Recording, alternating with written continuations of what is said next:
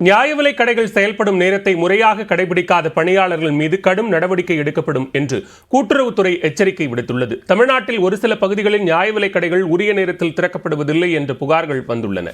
இதனைத் தொடர்ந்து பல்வேறு அதிரடி உத்தரவுகளை கூட்டுறவுத்துறை பிறப்பித்துள்ளது. அதில் சென்னை மற்றும் புறநகரில் காலை 8:30 மணி முதல் நண்பகல் 12:30 மணி வரையும், பிற்பகல் 3 மணி முதல் இரவு 7 மணி வரையும் நியாய விலைக் கடைகள் செயல்பட வேண்டும் என்று அறிவுறுத்தப்பட்டுள்ளது.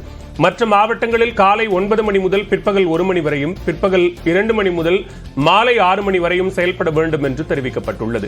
இந்த நேரத்தில் முறையாக கடைகள் செயல்பட வேண்டும் என்றும் பொதுமக்களுக்கு உரிய முறையில் பொருட்களை வழங்க வேண்டும் என்றும் கூட்டுறவுத்துறை தெரிவித்துள்ளது. இதனை கடைபிடிக்காத பணியாளர்கள் மீது கடுமையான நடவடிக்கை மேற்கொள்ளப்படும் என்றும் கூட்டுறவுத்துறை எச்சரிக்கை விடுத்துள்ளது.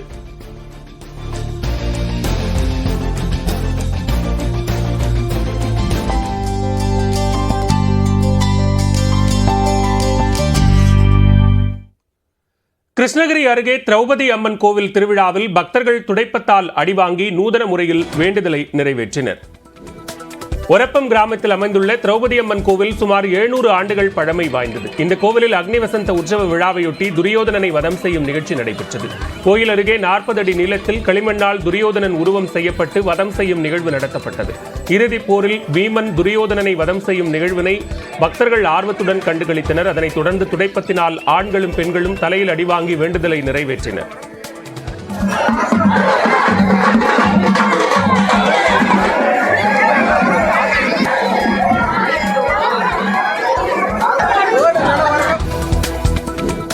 சிவகாசியில் விதிமுறைகளை மீறி செயல்பட்டு வந்த 24 பட்டாசு ஆலைகள் மூடப்பட்டன. கடந்த 9ஆம் தேதி கீழ திருத்தங்கல் சுதர்சன் பட்டாசு ஆலையில் ஏற்பட்ட வெடிவிபத்தில் 10 தொழிலாளர்கள் உயிரிழந்தனர். இதனைத் தொடர்ந்து சிவகாசி முழுவதும் உள்ள பட்டாசு ஆலைகளில் ஆய்வுக்குழுவினர் கள ஆய்வில் ஈடுபட்டனர். அப்போது விதிமுறைகளை மீறியதாக 24 ஆலைகளின் உரிமத்தை தற்காலிகமாக ரத்து செய்ய ஆய்வுக்குழு பரிந்துரைத்தது. அதன் அடிப்படையில் 24 பட்டாசு ஆலைகளை மூட மாவட்ட நிர்வாகம் உத்தரவிட்டுள்ளது.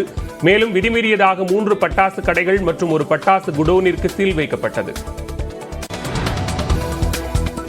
ஆந்திராவில் இருந்து சென்னைக்கு காரில் கஞ்சா கடத்த முயன்ற 3 பேரை போலீசார் கைது செய்தனர். ஆவடியை அடுத்த முத்தா புதுப்பேட்டை அருகே வாகன சோதனையின் போது காரில் தப்பிச் செல்ல முயன்றவர்களை போலீசார் 3 கிலோமீட்டர் தூரம் விரட்டிச் சென்று பிடித்தனர். காரை சோதனையிட்டதில் 20 லட்சம் மதிப்பிலான 200 கிலோ கஞ்சா கண்டுபிடிக்கப்பட்டது. இது தொடர்பாக ஆந்திராவைச் சேர்ந்த நாகமல்லீஸ்வர ராவ், தன்ராஜ், நானி ஆகியோர் கைது செய்யப்பட்டனர்.